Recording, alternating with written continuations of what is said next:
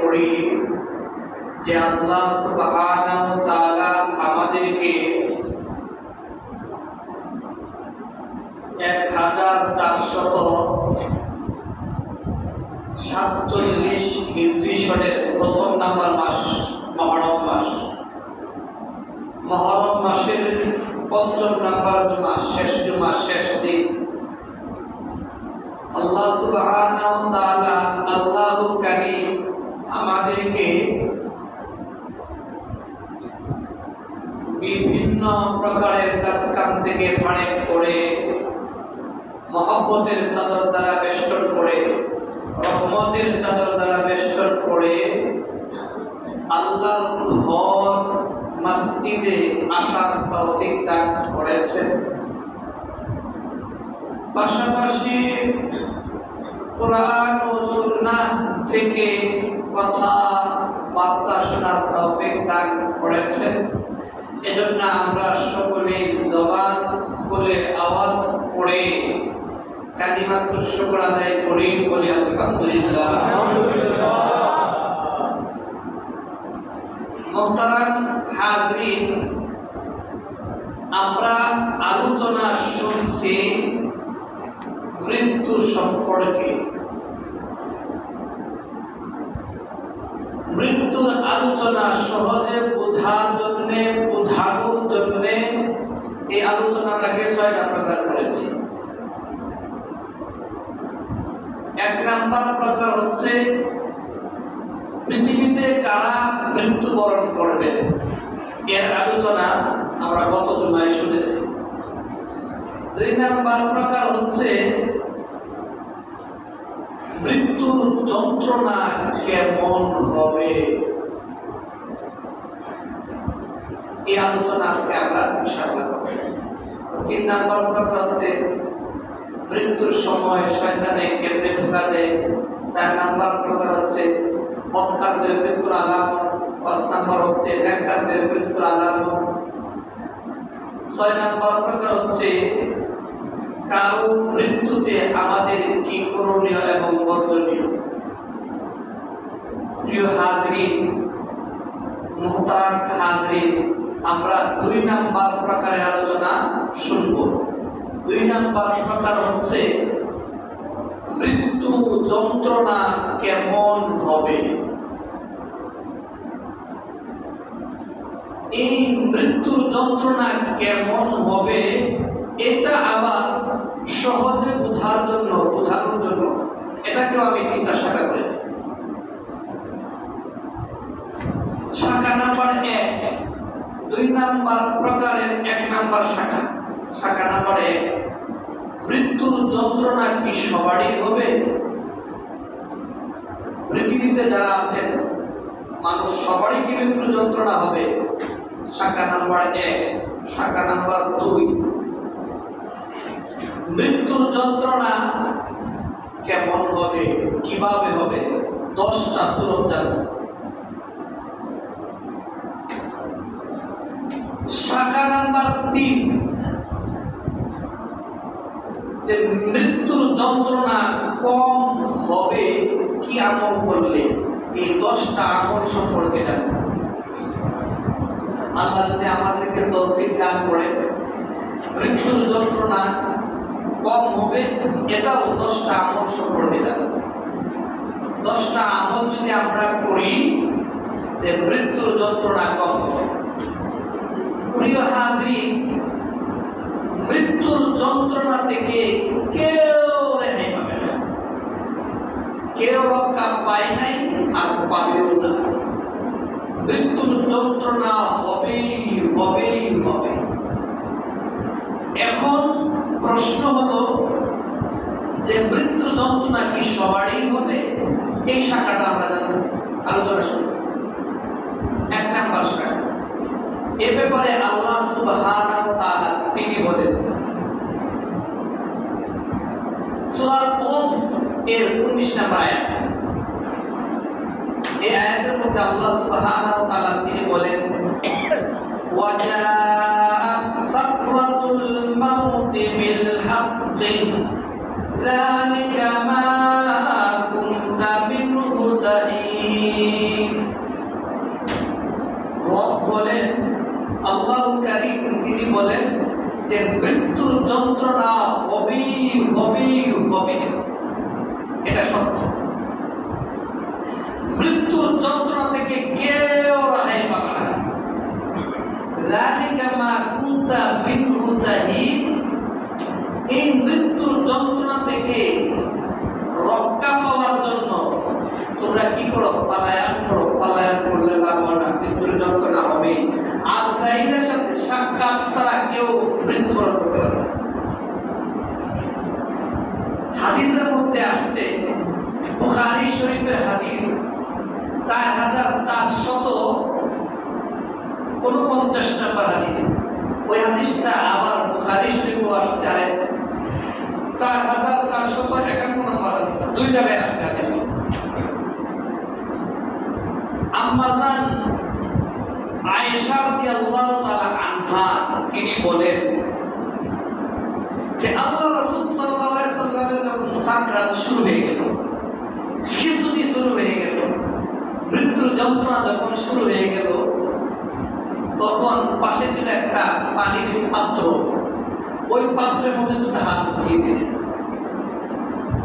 দুটা হাত প্রবেশ করার পরে এই দুটা ভিজা হাত মুখের মধ্যে মাসেহা করছেন, মুখের মধ্যে মাসেহা করছেন, হাত গুজাচ্ছেন, পা গুজাচ্ছেন, মেলাচ্ছেন আর বলছেন লা ইলাহা ইল্লাল্লাহ ইন্না লিল মাউতি সাকারাত।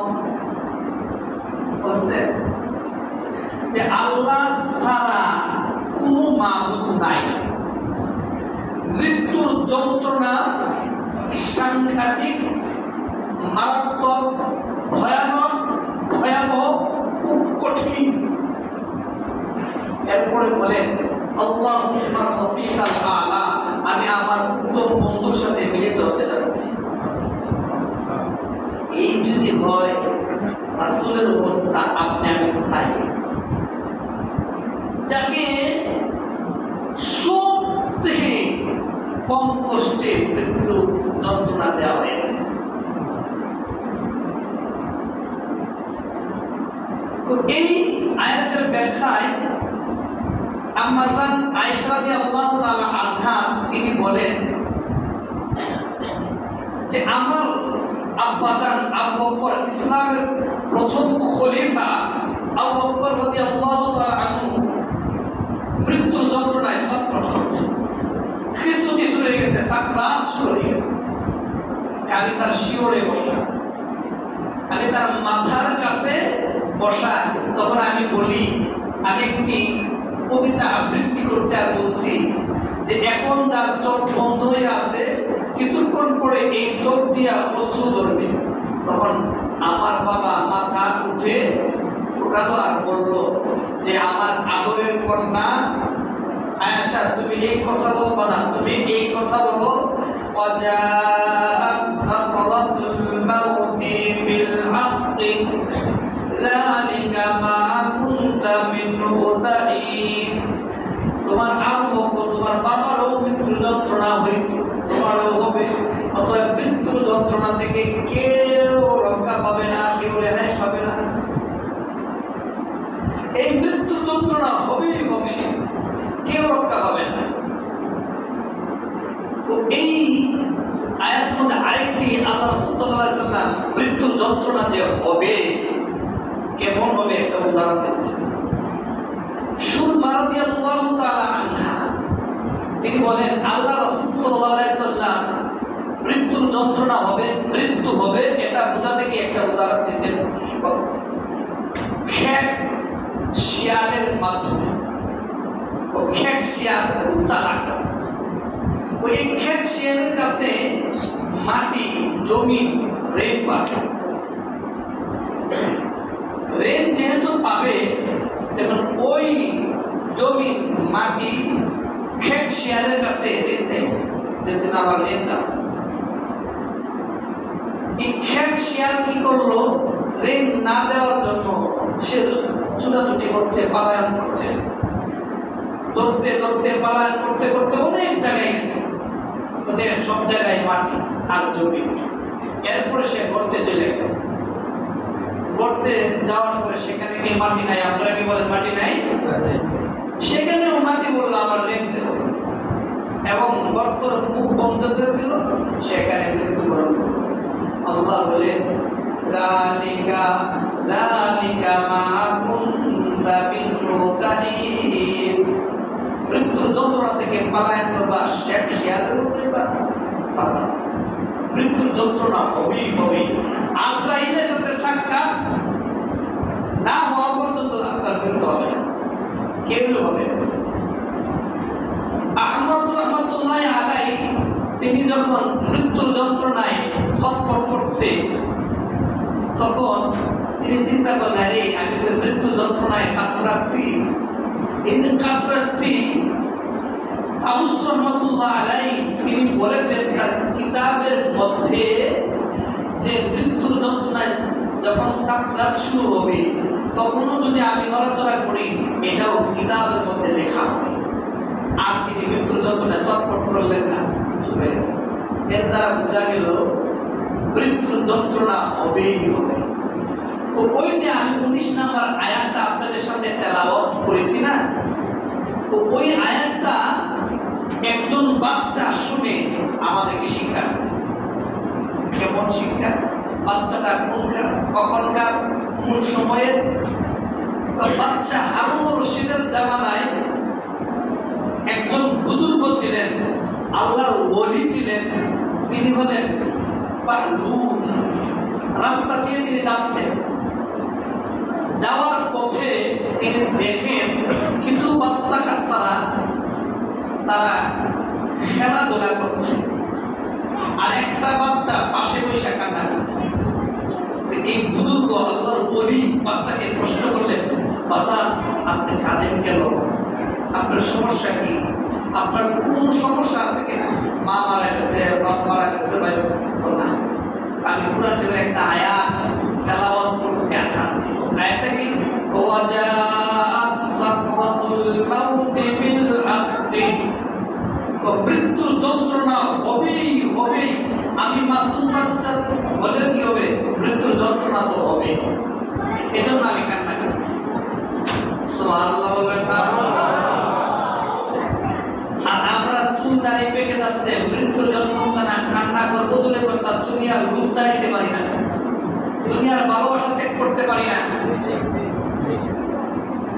ওই বাচ্চা কথা এই বুজুর্গ বললো, তুমি বাচ্চা মানুষ, তোমার কান্না করার দরকার কি?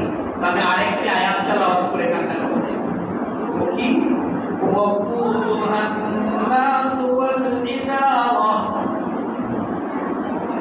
জাহান্নামের লাকড়ি হবে মানুষ আর পাথর। ওই লাকড়ি যদি আমি হই, এই জন্য কান্না করছি। বাহাদুর বলল, তুমি বাচ্চা মানুষ, তোমার এরকম কান্না করার কি দরকার? তোমার বাচ্চা মানুষ, আল্লাহ তোমাকে মাসুম। না শুনেন চাচা যান, আপনি শুনেন, আমার আগুনকে দেখেছি, চুলার মধ্যে যখন আগুন প্রজ্বলিত করে, আগুন ধরায়, আগুন জ্বালায়, তখন ছোট ছোট লাকড়ি দেয়, ছোট্ট ছোট্ট লাকড়ি দিয়ে ধরায় এবং আগুন প্রজ্বলিত করে। কালকে আমাদের মাঠে এই অবস্থায় যদি আমি ওই মাসুম, আমি বাচ্চা, ছোট বাচ্চা মারা যায়, যাওয়ার পরে যদি আল্লাহ সুবহানাহু ওয়া তাআলা জাহান্নামের আগুনটাকে প্রজ্বলিত করার জন্য আমাকে আগে দেয়, সুবহানাল্লাহ, ওই কথা আমাদেরকে শিক্ষা দিচ্ছে। চিন্তা করে দেখুন, একটু নিজেকে চিন্তা করুন যে আমরা কোথায় আছি, কিভাবে আছি। আমরা দুনিয়ার জন্য কত পাগল পড়া হয়ে গেছি। আর এই মৃত্যুর যন্ত্রণা থেকে কেউ রক্ষা পাবে না। এই ব্যাপারে আল্লাহ বলে সূরা ওয়াকিয়া 83-84 নম্বর আয়াত, 83-84-85 নম্বর আয়াতে বলেন, ফালাউলা ইযা বালাগাতিল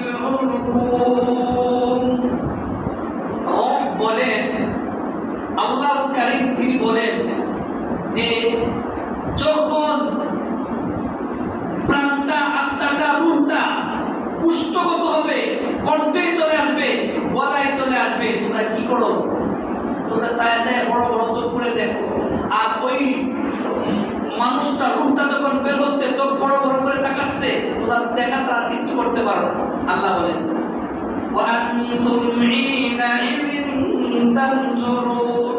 তোমরা দেখা ছাড়া কিচ্ছু করতে পারো না। আর আমি রব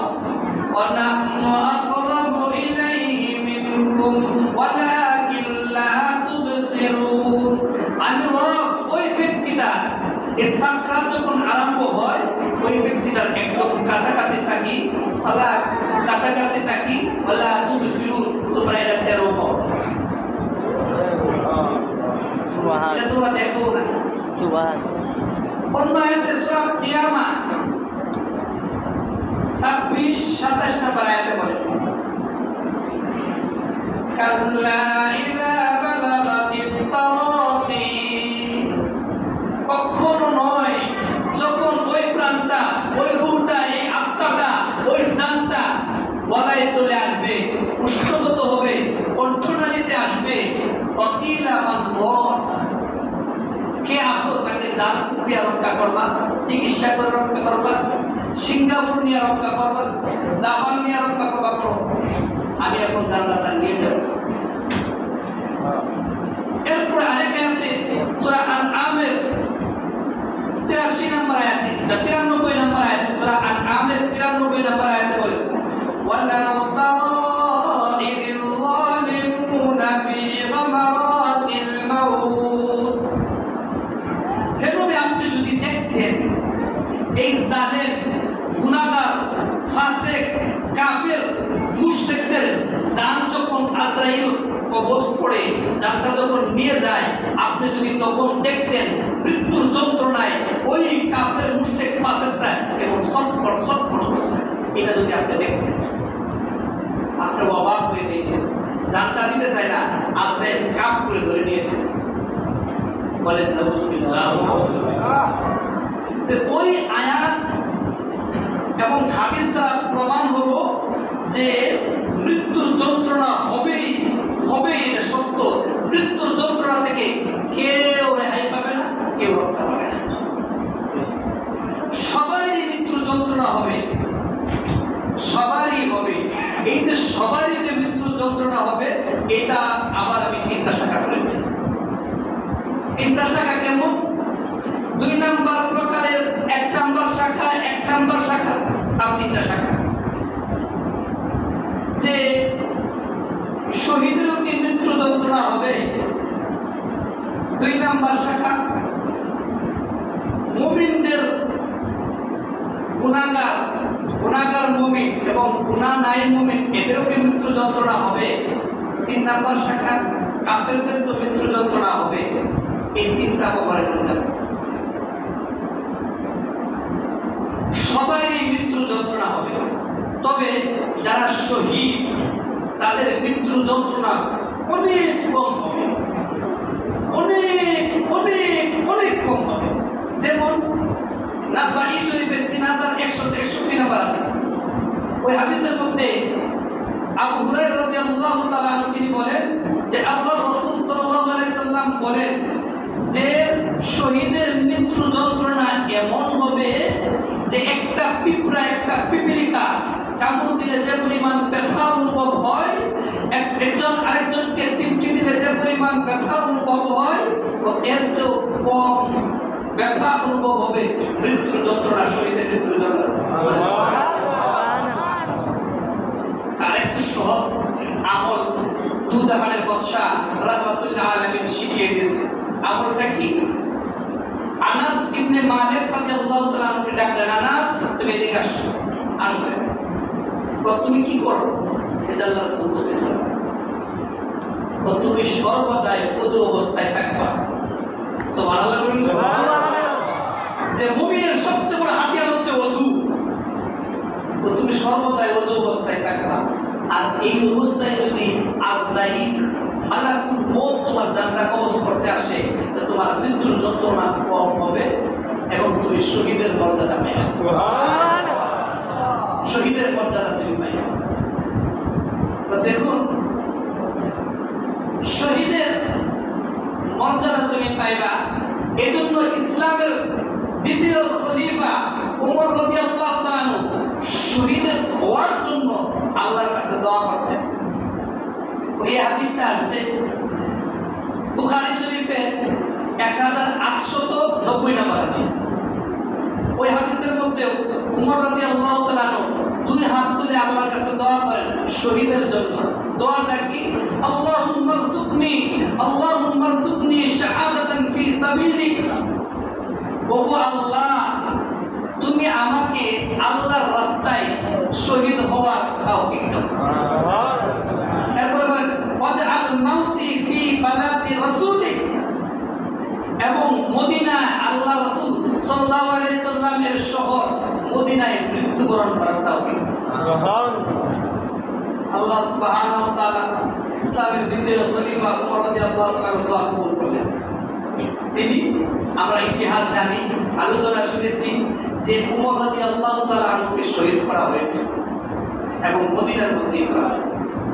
এখন আসুন মুসলিম শরীফের হাদিস। মুসলিম শরীফের 1910 নম্বর হাদিস, 1910 নম্বর হাদিস। ওই হাদিসের মধ্যে আল্লাহ রাসূল সাল্লাল্লাহু আলাইহি ওয়াসাল্লাম, আবু হুরায়রা রাদিয়াল্লাহু তাআলা থেকে বর্ণিত, আল্লাহ রাসূল সাল্লাল্লাহু আলাইহি ওয়াসাল্লাম বলেন, জিহাদের পরিবেশ নাই তোমার দেশে, সরকার থেকে অনুমোদন নাই জিহাদের জন্য, তবে তোমার মনের মধ্যে জিহাদের আকাঙ্ক্ষা নাই, আশা নাই, প্রস্তুতি নাই, এমনকি তোমার এই ব্যাপারে কোনো খেয়ালও নাই, মনোযোগও নাই, তুমি এই লোকটা মুনাফিকের মৃত্যুবরণ করেছে। ও এই লোকটা মুনাফিকের মৃত্যুবরণ করেছে। এরপরে আসুন ইবনে মাজাহ 4210 নম্বর হাদিস। ওই হাদিসের মধ্যে আল্লাহ রাসূল সাল্লাল্লাহু আলাইহি সাল্লামকে প্রশ্ন করলেন। কি প্রশ্ন করলেন? যে হে আল্লাহর রাসূল, সর্বোত্তম জিহাদ কোনটা? ও সর্বোত্তম জিহাদ হলো জালেম বাদশার সামনে হক কথা বলা, জালেম বাদশার সামনে বলিষ্ঠ কণ্ঠে উচ্চ আওয়াজে হক কথা বলা।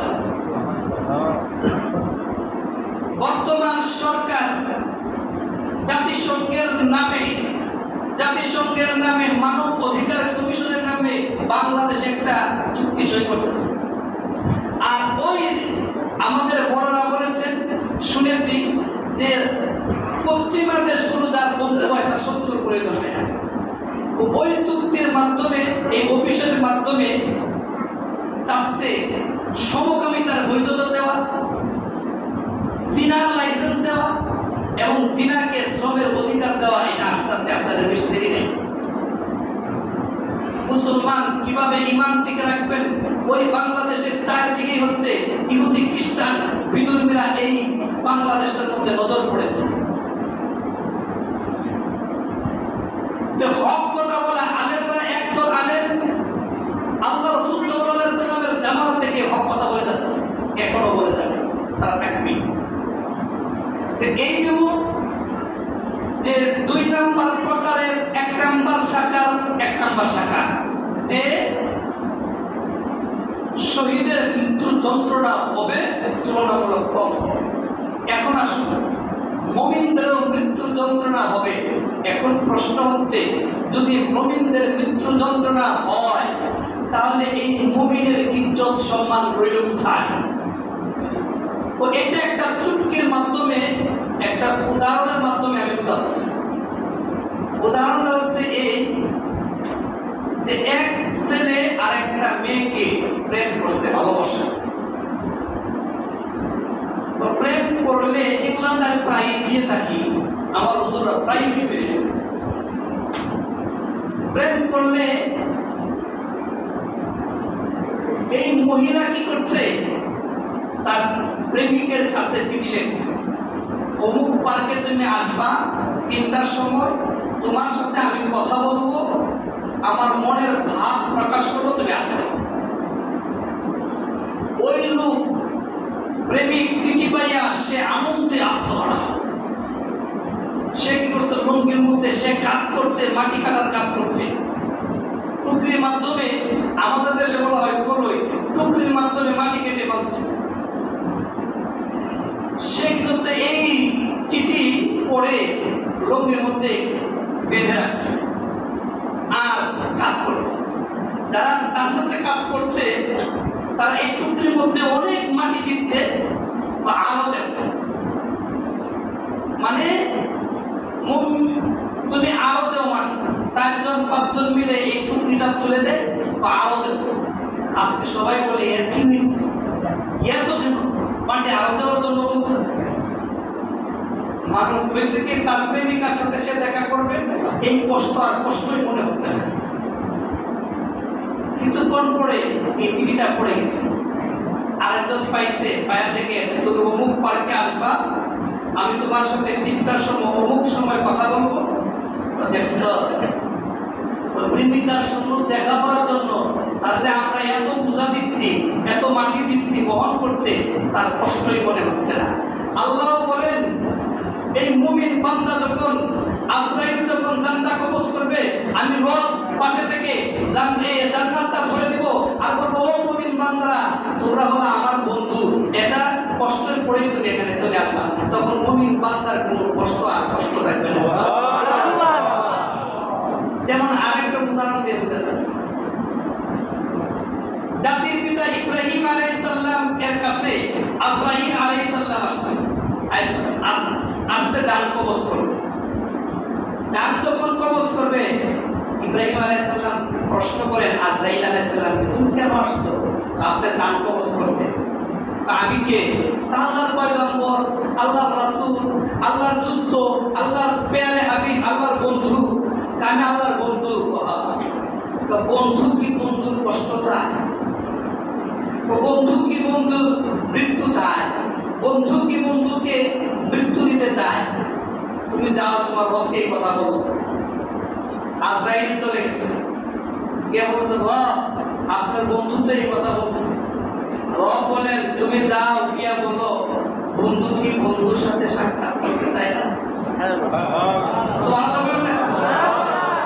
বন্ধু কি বন্ধুর সাথে মোলাকাত করতে চায় না? বন্ধু কি বন্ধুর সাথে সালাম বিনিময় করতে চায় না? যাও, এইটা হচ্ছে বন্ধুর সাথে দেখা করার জন্য মাধ্যম।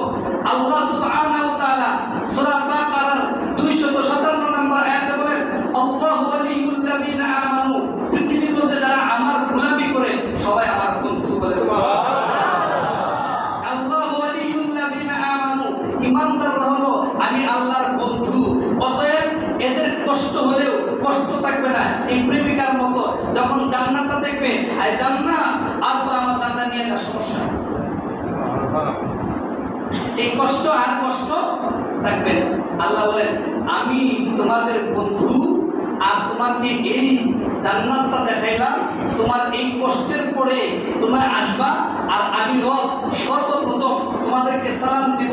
এই কথাটা আছে সূরা ইয়াসিনের 58 নম্বর আয়াতে, সালামুন কাওলাম মির রাব্বির রহিম, দয়াময় রবের পক্ষ থেকে তোমাদেরকে সালাম জানাইলাম। বলেন সুবহানাল্লাহ। সুবহানাল্লাহ। দয়াময় রবের পক্ষ থেকে সালাম। আর মুমিনদেরকে মৃত্যুর যন্ত্রণা হবে, কিন্তু এই যন্ত্রণাটা কষ্টটা আনন্দে পরিণত হবে, কষ্টটা মোটেই হবে না। এর আরো যন্ত্রণা, মুমিনদেরকে মৃত্যুর যন্ত্রণা দেওয়ার আরো 2টি কারণ পেশ করছে। 1 নম্বর কারণ হচ্ছে যে এই মুমিনদের মৃত্যুর যন্ত্রণা হবে কারণ হচ্ছে তার যত গুনাহ আছে এই গুনাহ আল্লাহ বুঝে দিবেন। এই মৃত্যুর যন্ত্রণা দেওয়ার কারণে তার যত গুনাহ আছে এই গুনাহ আল্লাহ বুঝে দিবেন। 2 নাম্বার কারণ, যদি এই মুমিন বান্দার কোনো গুনাহ না থাকে তাহলে আল্লাহ সুবহানাহু ওয়া তাআলা এই মৃত্যুর যন্ত্রণা কষ্ট দেওয়ার মাধ্যমে আল্লাহ তাকে মান সম্মান ইজ্জত আরো বৃদ্ধি করে দিবেন। বলেন সুবহানাল্লাহ। তাহলে এই গেল 2 নাম্বার প্রকারের 1 নাম্বার শাখা, 2 নাম্বার প্রকারের 1 নাম্বার শাখা, 1 নাম্বার শাখা, 2 নাম্বার শাখা। এখন আসুন 3 নাম্বার শাখা। 3 নাম্বার শাখা হচ্ছে কাফেরদের তো মৃত্যুর যন্ত্রণা হবে। এই ব্যাপারে আল্লাহ সুবহানাহু ওয়া তাআলা সূরা আনআমের 93 নাম্বার আয়াতে বলেন ওয়ালাউ তারা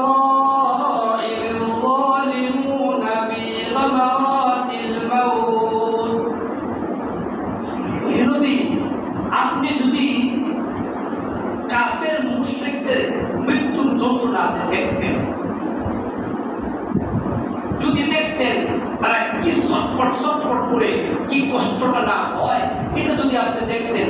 তারা জানটা দিতে চায় না, এই মালাকুল মউত তার বুকের মধ্যে হাত রাখে, এই জানটা বের হওয়ার জন্য প্রত্যেকটা আঙ্গুলের মাথা পর্যন্ত চলে যায়। মৃত্যুর যন্ত্রণা কেমন হয়? তো কাফের মুশরিকদের এটার একটা প্রশ্ন আমি আপনাদের বলছি, দুইটা উদাহরণ দেব। জাতির পিতা ইব্রাহিম আলাইহিস সালাম, আজরাইল আলাইহিস সালাম মালাকুল মউতকে প্রশ্ন করলেন, মালাকুল মউত, তুমি যে কাফের, মুশরিক, ফাসিক, গুনাহগারদের জান কবজ করো, তুমি নিয়ে যাও, তখন তুমি সূরতটা কি করো? তোমার সূরতটা কি হয়? আমি যে সূরত ধরি এটা আপনি সহ্য করতে পারবেন না। আমি যে সূরতটা ধরি এটা আপনি সহ্য করতে পারবেন না। সুবহানাল্লাহ বলেন। সুবহানাল্লাহ। এইটা সহ্য করার ক্ষমতা এখন আপনার নাই। ইব্রাহিম আলাইহিস সালাম বলেন, আমি আমার নিজ সন্তানকে নিজ হাতে জবাই করার পরীক্ষা দিয়েছি, আগুনে নিক্ষেপ হয়েছি, আরো অনেক পরীক্ষা দিয়েছি, আর এটা হলো তুমি সহ্য করতে পারবো না, তুমি সূরতটা দাও। আমি যে সূরতটা ধরবো, আপনি মুখটা ভেঙে দিকে ফিরান, মুখ অন্যদিকে ফিরান, ফিরানোর পরে সূরতটা তো জাতির পিতা ইব্রাহিম আলাইহিস সালাম বেহুশ হয়ে গেছে, বেহুশ হয়ে গেছে। বেহুশ হয়ে যাওয়ার পরে কয়েক ঘন্টা পরে হুঁশ ফিরে আসছে, কয়েক ঘন্টা পরে হুঁশ ফিরে আসার পরে তিনি বললেন আক্ষেপ করে, মালাকুল মউত, তুমি যে সূরতটা ধরলা, তোমার চেহারা, তোমার আকৃতি, তোমার চোখ এবং তোমার রূপ, তোমার যে ভয়াবহ, ভয়ঙ্কর, ভয়ানক, ভয়াবহ, সাংঘাতিক আকৃতি আমি দেখলাম, একজন মানুষের শাস্তি পাওয়ার জন্য এটাই যথেষ্ট। বলেন না,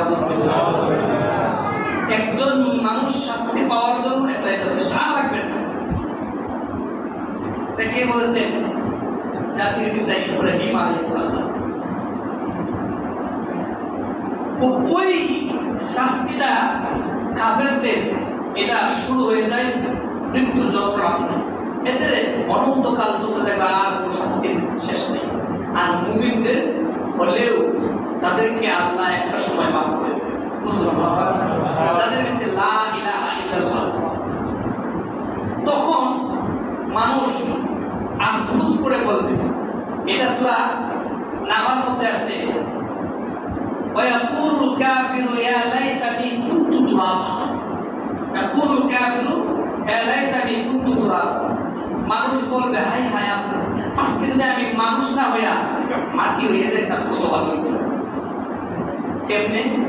কালকে আমাদের মাঠে যখন বান্দাদেরকে উঠানো হবে, উঠানোর পরে সবাইকে উঠানো হবে, প্রাণীর যত মানুষ আছে পৃথিবীতে সবাইকে উঠানো হবে, প্রাণী বলেন, গাছ বলেন, গাছ সব আল্লাহর কাছে হাজির করার পরে এদের শিং, গরু ছাগল আছে না, একজন আরেকজনের কষ্ট দিচ্ছে না, এদের শিং দিয়ে দিচ্ছে না, একজন আরেকজনকে বলবে তুমি এরকম এই পরিমাণ কষ্ট দেবো, কেসাস করো, কেসাস করার পরে বলবো তোমরা মাটি হয়ে যাবে,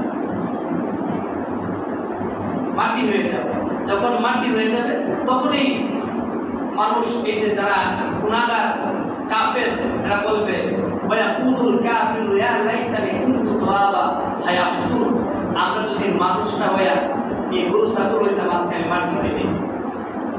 সেদিন আফসোস করলে কাম হবে? লাভ হবে? জালালউদ্দিন সুয়ুতী রাহমাতুল্লাহি আলাইহি তিনি তার কিতাবের মধ্যে, ব্যাখ্যার মধ্যে লেখেন, তাফসীরের কিতাবের মধ্যে লেখেন, যখন আজরাইল আলাইহিস সালাম জান কবজ করতে আসে, তখন তার এক পাতাকে জমিনে আর এক পাতাকে আসমানে, তো এই বিকট চেহারা দেখে সবাই আর আজরাইল এমন একটা জিনিস, মায়া দয়া। একটা প্রশ্ন আপনাদেরকে বলি, একবার এক ফেরেশতা জিজ্ঞেস করলেন যে মালাকুল মউত, তুমি যে এত মানুষের জান কবজ করো নিও, তোমার কি মায়া দয়া লাগে না? আমার জীবনে যত জান কবজ করছি কোন মায়া দয়া লাগে না, একটা সময় লাগছে। কখন? তো জঙ্গলে একটা মহিলা পড়েছিল, এই প্রসব বেদনায় কাতরাচ্ছে জঙ্গলের মধ্যে। ওই জঙ্গলের মধ্যে যখন মহিলার প্রসব বেদনা শুরু হয়েছে, কাতরাচ্ছে, তখন আল্লাহ সুবহানাহু ওয়া তাআলা আমাকে হুকুম দিলেন, তুমি ওই মহিলার জান কবজ করো। তখন আমার খুব মায়া লাগছে যে ওই মাসুম বাচ্চা, ওই নবজাত শিশু, সে কি খাবে, কার কাছে যাবে? আল্লাহর হুকুম আমি মানলাম। এখন যদি আসছেন জান্নাত কবজ করতে, ওই ছেলেটাই হচ্ছে ওই জালেম বাদশা। এই জালেম বাদশা গেছে, ওই আজরাইলের কোনো মায়া দয়া নাই। আজরাইলের সাথে সাক্ষাৎ হবে না এমন কেউ বলতে পারবে? কেউ বলতে পারে? সে বলতে পারে, তার বুদ্ধি আছে, জবান আছে, টুট আছে, জ্ঞান আছে, মেধা আছে, শক্তি আছে, বলতে পারে আমি কুরআন মানি না, বলে নাউযুবিল্লাহ, আমি হাদিস মানি না, আমি রাসূল মানি না, আমি আল্লাহ মানি না।